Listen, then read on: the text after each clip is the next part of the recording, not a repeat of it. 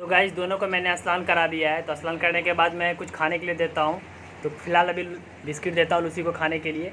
Lucifer को भी biscuit देता हूँ खाने के लिए, ताकि लोग खाने के बाद थोड़ा ऐसा फील ना हो, थोड़ा अजीब सा ना लगे, क्योंकि स्नान करने के बाद डॉग लोग बहुत ज़्यादा डर जाता है। इसलिए दोनों को बिस्किट खिला देता हूँ ताकि लोग को अच्छा फील हो। घबरा जाता है पानी में देख के, इसलिए दोनों को मैंने खाना खिला दिया। और स्नान करने के बाद कुछ ऐसा रिज़ल्ट आया है, गर्मी बहुत तेज़ किया हुआ, लाइट भी नहीं था 2 घंटे से, तो मैंने दोनों को स्नान करा दिया है। Set set good. दोनों बिल्कुल मस्त हो गया। अब आधे घंटे में सूख जाएगा। थोड़ा टॉवल से पोंछ दूंगा, मस्त हो जाएगी बिल्कुल। देखो,